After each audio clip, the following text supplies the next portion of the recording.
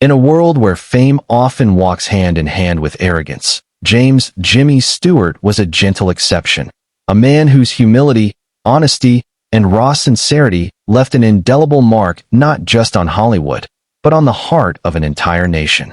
His legacy wasn't built on controversy or charisma, it was built on quiet strength.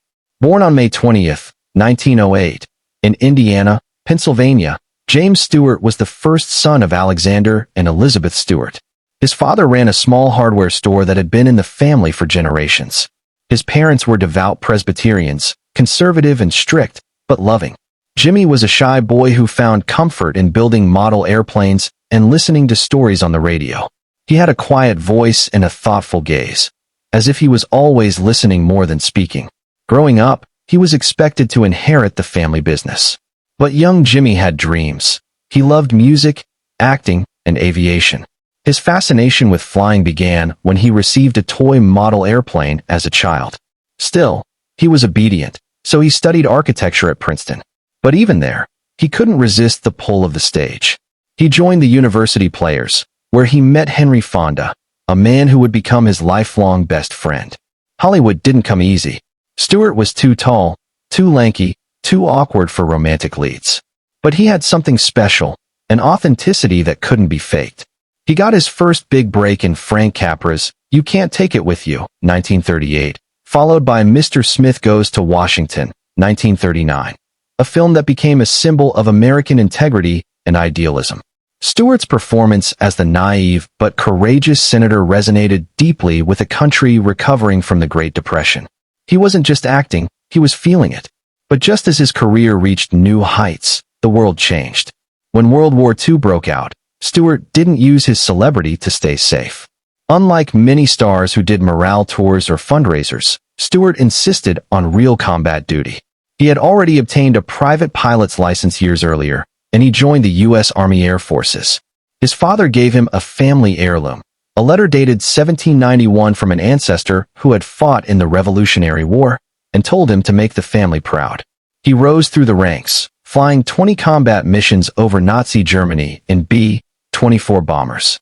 He faced flak, fighter attacks, freezing temperatures, and the loss of comrades.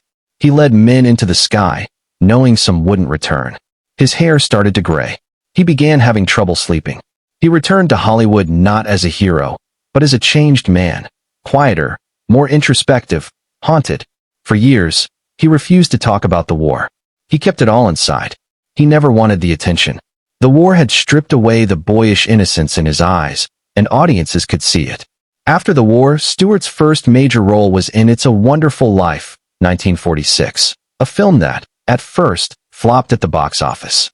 It was too dark, too personal for post-war America. But over time, the world realized what a masterpiece it was. Stewart's portrayal of George Bailey, a man pushed to the brink of suicide, felt painfully real. Stewart later admitted that the scene on the bridge, where George cries and prays for help, wasn't acting. He was releasing something. All the deaths he saw, all the fear, the guilt, it poured out. This was the beginning of a second phase in his career. He wasn't the idealistic boy anymore. Now he played troubled, wounded men in films like Rear Window, Vertigo, and The Man Who Knew Too Much. Directors like Alfred Hitchcock understood Stewart's depth. They saw that beneath his calm face were storm clouds. But Stewart never lost his values.